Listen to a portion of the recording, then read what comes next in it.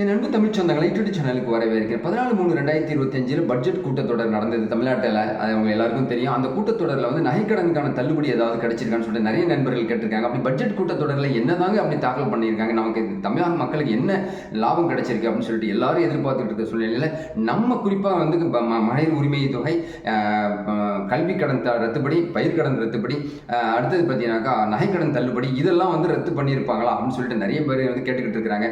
இதுக்காகவே இந்த வீடியோ தங்கம் தென்னரசு நிதியமைச்சர் வந்து தாக்கல் பண்ண பட்ஜெட்ல அப்படி நமக்கு என்ன சாதகம் கிடைச்சிருக்கு அப்படிங்கிறதுக்கு இந்த வீடியோ போட்டிருக்கேன். இந்த வீடியோ ஸ்கிப் பண்ணாம பாருங்க. வீடியோ பிடிச்சிருந்தா லைக் பண்ணுங்க, கமெண்ட் பண்ணுங்க, ஷேர் பண்ணுங்க. புதிய நண்பர்கள் யாரும் தான் சப்ஸ்கிரைப் பண்ணி யூடியூப் சேனலுடைய நெருங்கிய சொந்தங்களை அடங்க பக்கத்தில் பெல் பட்டனை கிளிக் பண்ணிக்கோங்க. நான் அப்புறம் நோட்டிஃபிகேஷன் உடனுக்குடன் வந்து கிடைக்கும். நண்பர்களே, தமிழ் சொந்தங்களே, 2026 தமிழ்நாடுடைய தேர்தல் காலம் வந்து மிக முக்கியமாக பார்க்கப்படுது.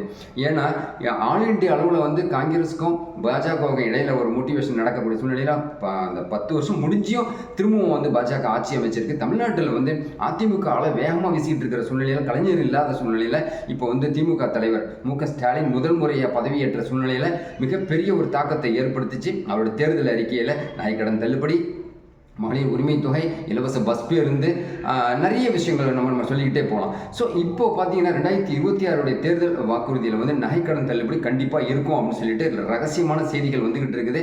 இதுக்காக வந்து 14/3/2025 அதாவது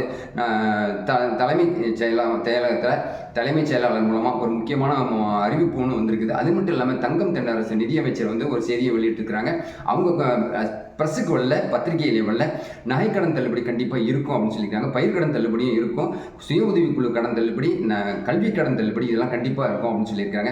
அதில் வந்து 3 சவரன் நகை கொடுக்கலாமா, இல்லை 5 சவரன் நகை கொடுக்கலாமா, 24 கிராமா இல்லை 40 கிராமா அப்படிங்கக்கூடிய டிஸ்கஷன் இப்போ தொடர்ந்து நடந்துகிட்டு இருக்கிறதுனால புதிய திட்டம் வகுத்துக்காக ஒரு நிதி அமைச்சருடைய தலைமையில் ஒரு குழுவையும் அமைக்கணும் அப்படின்னு சொல்லிட்டு பேச்சுவார்த்தை நடந்துகிட்டு இருக்குது.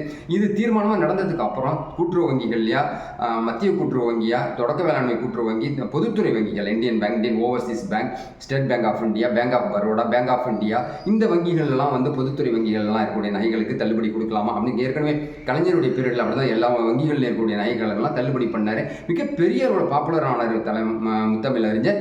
இதன் அடிப்படையில் தளபதி இப்போ என்ன செய்ய போறாரு அப்படின்னு சொல்லிட்டு எல்லா மக்களும் எதிர்பார்த்துக்கிட்டு இருக்க சூழ்நிலையில தான் வந்து பெண்களுடைய உரிமை தொகையில் வந்து இன்னும் எக்ஸ்டெண்ட் பண்ணலாம் அப்படின்னு சொல்லியிருக்கிறாங்க.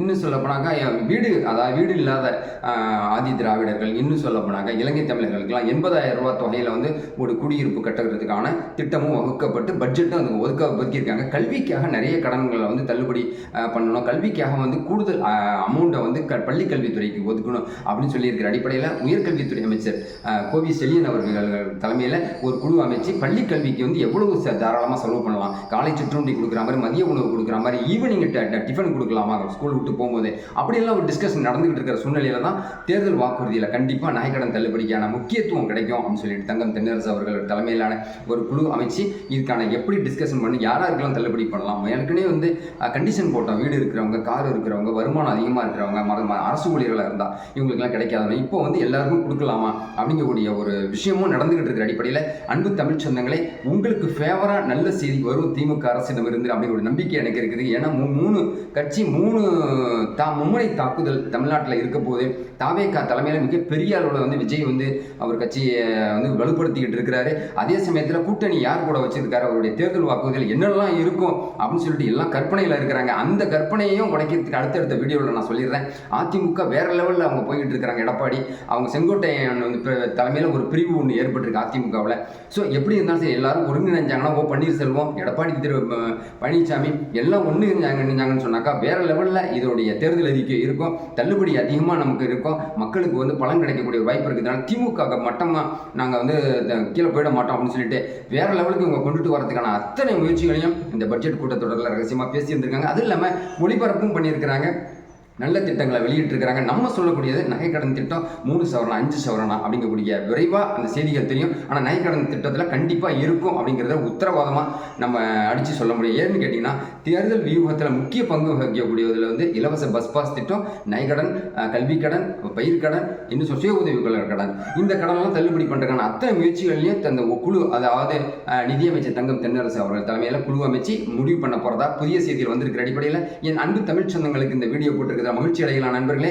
நகை வச்சிருக்கிறவங்க அப்படியே இருக்கட்டும், இல்லாதவங்க மே மாதத்துக்கு அப்புறம் ஒரு 3 சவரன் நகையை வச்சுக்கோங்க. கூடுதலாக ஏதாவது ஆப்ஷன் கிடைச்சதுனாக்கா ஜூன் மாதத்துலேயே நான் உங்களுக்கு சொல்லிடுறேன், 5 சவரன் அவர் நகை 40,000க்கு நீங்கள் வச்சிருங்க. கிட்டத்தட்ட 2 லட்ச ரூபாய் நமக்கு லாபம் கிடைக்கக்கூடிய ஒரு வாய்ப்பு இருக்கிறதுனால கலைஞர் மகளிர் உதவித்தொகையோட இந்த இலவசத்தை நம்ம பெறலாம் அப்படின்னு தான் நம்ம ஆசைப்படுறோம். ஸோ இது மாதிரி வீடியோ நீங்கள் பார்த்து ரசிக்கணும்னு சொன்னால் யூடியூப் சேனலில் சப்ஸ்கிரைப் பண்ணி வச்சுக்கோங்க. வீடியோ பிடிச்சிருந்தா லைக் பண்ணுங்கள், கமெண்ட் பண்ணுங்கள், பக்கத்தில் இருக்க பெல் பட்டனை கிளிக் பண்ணிக்கோங்க. நான் நோட்டிஃபிகேஷன் உடனே வந்து கிடைக்கும் நண்பர்களே. புதிய சிந்தனையோட மீண்டும் உங்களை சந்திக்கிறேன். நன்றி.